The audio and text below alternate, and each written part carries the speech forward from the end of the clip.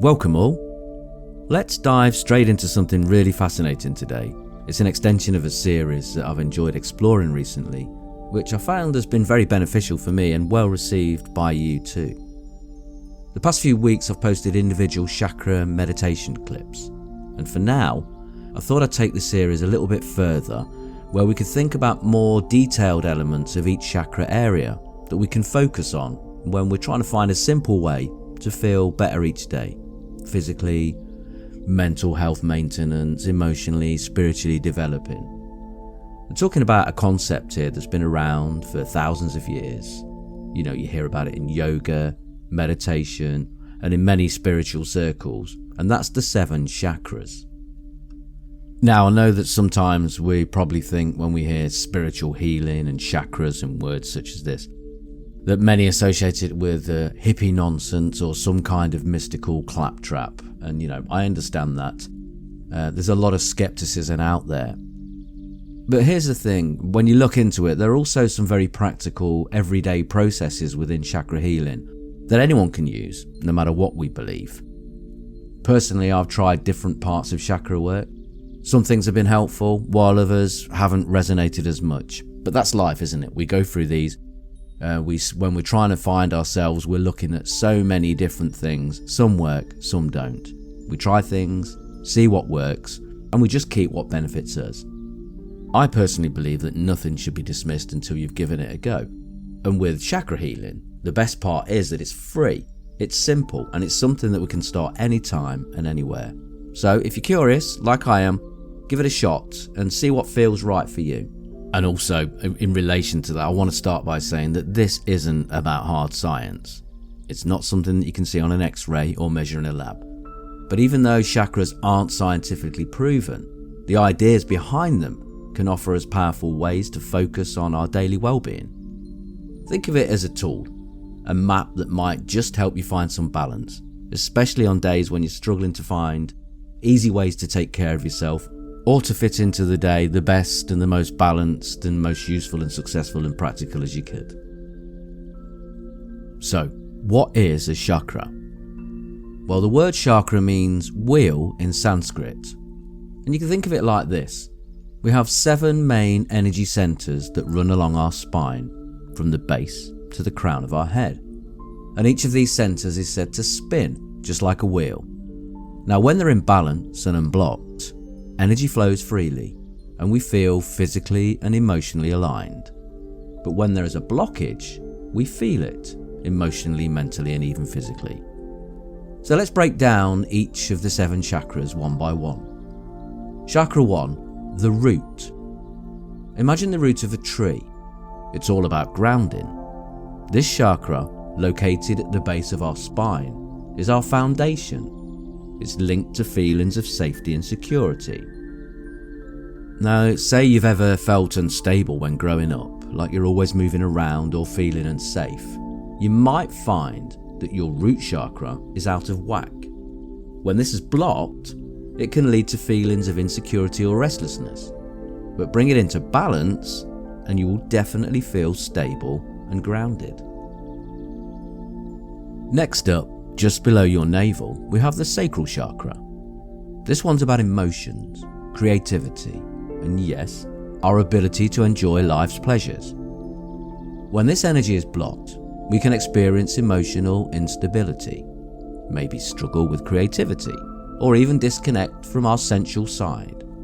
But when it's flowing, we feel emotionally balanced, creative, and free to enjoy life. Moving up a little bit, about 2 inches above your navel, is number 3, the solar plexus chakra. This one is all about personal power and confidence. Think of it as the seat of your self-esteem. Now, if you've experienced bullying or a strict upbringing, you might find your solar plexus out of balance. But when it's aligned, you feel assured, self-assured, confident, self-confident, ready to tackle challenges head on. In the center of your chest is the heart chakra, the 4th chakra, and this is the one we probably feel the most. It's about love, connection and compassion. When this is blocked, we shut ourselves off from connecting deeply with others. But open it up and you'll feel love, not just for others, but for yourself too. Now the 5th chakra is the throat chakra, and as you've guessed, is at the throat. It's all about communication and self-expression. If you've ever felt like you can't speak up, like you're not being heard, or maybe like your voice doesn't matter, this one might need some attention. When it's balanced though, we speak with clarity and authenticity. Now number 6 is the 3rd eye, right between your eyebrows. The 3rd eye chakra is about intuition, wisdom, and seeing the bigger picture. If life feels confusing or you're disconnected from your inner guidance, working on this chakra might help. An open 3rd eye gives us clarity and the ability to trust our gut. Finally, at the top of your head is chakra number 7, the crown chakra. This one is all about connection to something greater than ourselves, whether that's spirituality, purpose, or the universe itself. When this one is blocked, we can feel disconnected or stuck in rigid thinking. But when it's open though, we feel at peace, connected, and open to life's mysteries. So a brief introduction there to the 7 chakras, which I will go into more detail individually. But we mentioned there about unblocking chakras, so you're probably wondering, how do I unblock these chakras? Well, the great news is that there are a lot of simple ways to do it. Things that we can do easily and simply, alone or with others, in our own space, anywhere we want at any time. I'm going to create some posts that individually go through these and individually go through the chakras and what benefits them.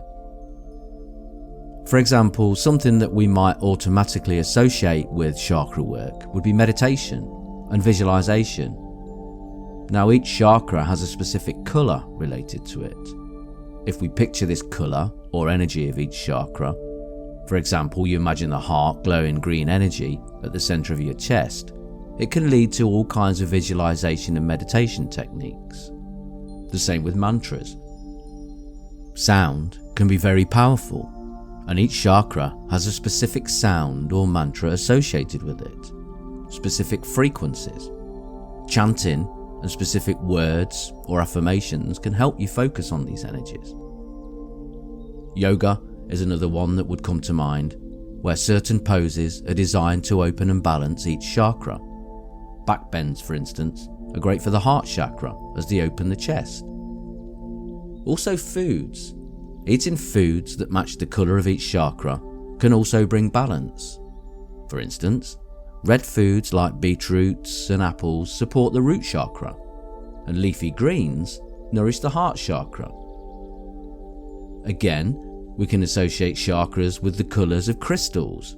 Now some believe that crystals can help balance your energy. Like foods, different crystals correspond to each chakra, and simply holding or placing them near, you can promote alignment. And of course breathing, our breath work is something that's very, very simple and associated with relating to and approaching and targeting certain areas of our body. Just taking deep breaths in and out can increase life force and help balance the energy throughout all the chakras. And then there's other specific activities.